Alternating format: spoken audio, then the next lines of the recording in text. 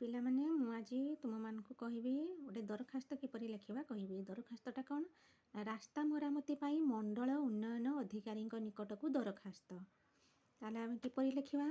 ତାହେଲେ ପ୍ରଥମେ ଲେଖିବା ଆମେ ଏଠି ମାନନୀୟ କମା ଦେବା ଶ୍ରୀଯୁକ୍ତ ବାହାନଗା ବ୍ଲକ ମଣ୍ଡଳ ଉନ୍ନୟନ ଅଧିକାରୀ। ତୁମମାନଙ୍କର ବ୍ଲକ ଯାହା ଏଠି ସେଇ ବ୍ଲକ ନାଁ ଲେଖିବ। ମୁଁ ଏଠି ଗୋଟେ ବ୍ଲକର ନାଁ ଦେଇଛି ବାହାନଗା ବ୍ଲକ ବୋଲି। ତୁମମାନଙ୍କର ବ୍ଲକର ନାଁ ଯାହା ସେଇଆ ଲେଖିବ। ଶ୍ରୀଯୁକ୍ତ ତୁମମାନଙ୍କର ବ୍ଲକର ନାଁ ଯାହା ସେଇ ବ୍ଲକ ମଣ୍ଡଳ ଉନ୍ନୟନ ଅଧିକାରୀ। ତାପରେ ବାହାନଗା ବାଲେଶ୍ୱର ଏଠି ତୁମର ବ୍ଲକ ଯାହା ସେଇଆ ନାଁ ଦେଇକି ତୁମ ଜିଲ୍ଲାର ନାଁ ଯାହା ସେଇଆ ଲେଖିବ। ତାପରେ ବ୍ରେକେଟ୍ ଦେବ ମହୋଦୟ ଡଟ୍ ଡଟ୍ ଦେବ ସମିପେଶ ଲେଖିବ। ବିଷୟ କ'ଣ ନା ବିଷୟ ରାସ୍ତା ମରାମତି ନିମନ୍ତେ ଆବେଦନ।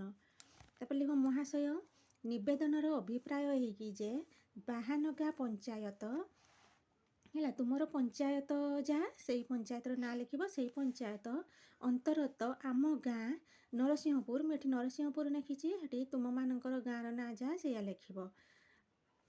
ସେ ଗାଁର ନାଁ ଲେଖିକି ଗାଁ ବଡ଼ ଅନୁନ୍ନତ ଅବସ୍ଥାରେ ରହିଛି। ଏଠାରେ ଥିବା ଅନେକ ଅସୁବିଧା ଭିତରୁ ଗାଁକୁ ରାସ୍ତାଘାଟର ସୁବିଧା ନଥିବା ଏକ ଉଲ୍ଲେଖଯୋଗ୍ୟ ଅସୁବିଧା। ପ୍ରାୟ 10-20 ବର୍ଷ ତଳେ ଥିବା ଏକମାତ୍ର ମାଟି ରାସ୍ତା କ୍ରମାଗତ ଭାବରେ ଗାଡ଼ି ମଟର ଯାତାୟାତ କରି ତାହା ଦୁର୍ବଳ ହୋଇପଡ଼ିଲାଣି। ଏହାର ଅନେକ ସ୍ଥାନରେ ମାଟି ଧୋଇ ହୋଇଯାଇଛି ଏବଂ ଖାଲଖମା ସବୁ ସୃଷ୍ଟି ହୋଇ ଯାତାୟାତ ପାଇଁ ଅନୁପଯୁକ୍ତ ହୋଇପଡ଼ିଛି। ଏଣୁ ବିନୀତ ପ୍ରାର୍ଥନା କରୁ କି କମା ଦେବ ବାହାନଗା ସହିତ ବାଠି ତୁମର ଗାଁ ନାଁ ଯାହା ସେଇଆ ଦେବ ସହିତ ଏହାକୁ ଏକ ପିଚୁ ରାସ୍ତା ସହିତ ସଂଯୋଗ କରାଗଲେ ଆମେମାନେ ଚିରୋପକୃତ ହେବୁ। ଲାଷ୍ଟରେ ଲେଖିବ